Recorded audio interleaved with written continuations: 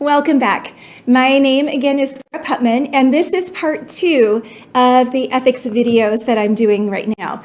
So in the last video, we talked about several different perspectives: character, obligation, equity. We talked about natural law and positive law. There's one more framework I wanted to mention, and that's Kant's categorical imperative.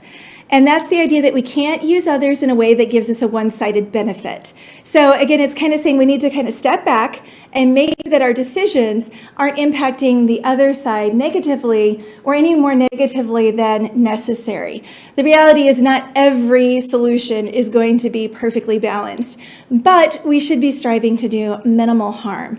So we've got to operate under the same laws, and you need to be fair and want to do things for the right reasons. So I know sometimes people struggle with that. Why does it matter why I'm doing it as long as I'm doing it? But the idea is that we're kind of motivated internally to do the right thing, and we're trying to do the right thing even if we don't do it perfectly every time. So now I want to move in to looking at how ethics really is a matter of perspective. So I think this is an Escher sketch, and I'll never forget, I am very much a classic art person.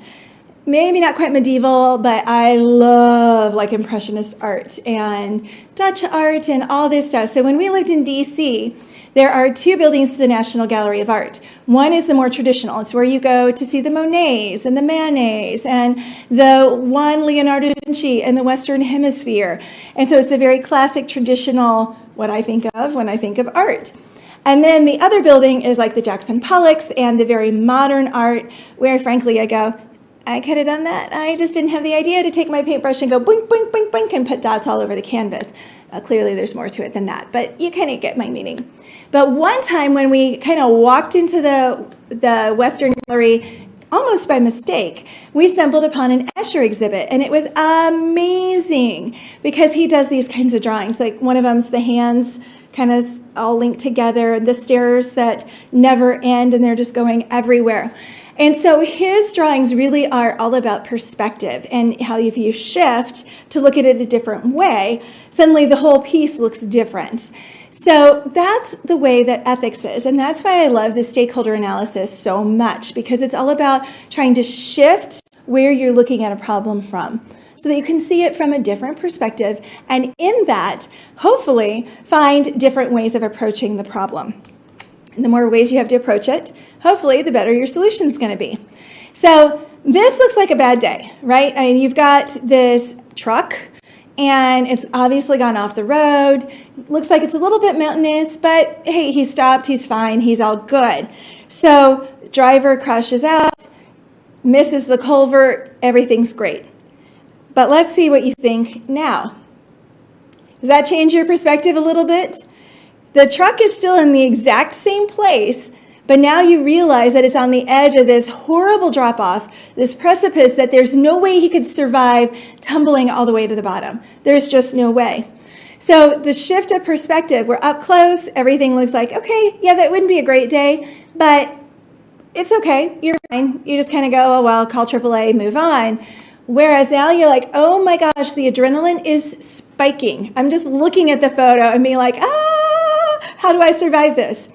So perspective is really critical when we're looking at these situations.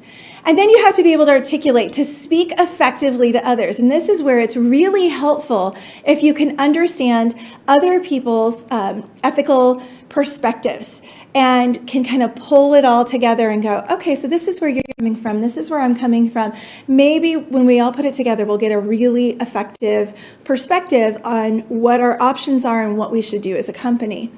So when you understand where you're coming from, it helps you to more clearly communicate your perspective, your ethical lens to other people, and then hopefully to be able to receive theirs as well. So thinking about who will be affected, what's the impact of this decision, what ethical perspective is reflected, and can I justify my decision on ethical grounds? We're going to talk a lot about this in class, so I don't want to spend a lot of time applying this here, but I want to at least make these questions, kind of raise them up in your consciousness as you start thinking about ethics. So you have to actually want to do it. And that's where business stakeholder becomes one of my favorite approaches to this, because let's face it, I teach at Cranert, a very quantitative school, and so y'all like formulas, and there's nothing wrong with that.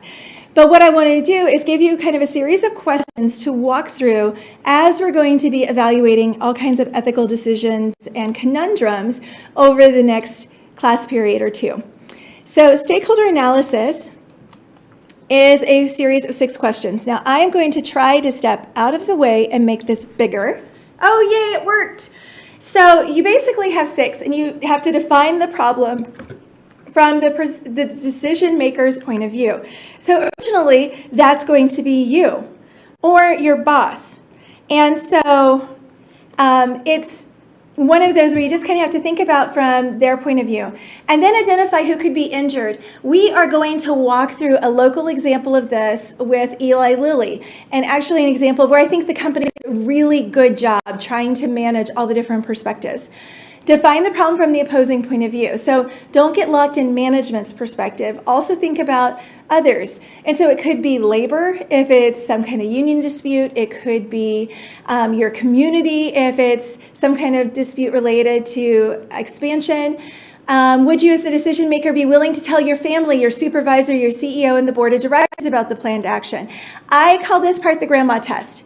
So what that means is my grandma is 93 as I'm shooting this video, and I adore her. We will go home to Nebraska every Christmas for as long as she's around, just because she's the matriarch of our family. And she's always like, so what's going on at work? How are things going? And so I call that question for the grandma test, because would I be able to go home and say, you know what, we've been confronted by a challenging issue, but man, we're doing the best we can, and I'm really proud of my team because of how we're approaching this. So you can use that, kind of call it the grandma test if you want to. Then number 5 is, would you be willing to go before a community meeting, a congressional hearing, or a public forum to describe this action? So I call this one the front of the newspaper test, or the congressional hearing test. Think about Wells Fargo. John Stump got called in front of a congressional hearing. Same thing with Volkswagen and the emissions scandal. So the way to think about it is, if I had to, if, let's say, the Financial Times or Wall Street Journal found out about this and made it a front page article, would I be like, man, we did the best we could? It may not be a perfect solution, but we can really defend it and say we made the absolute best choice that we could have.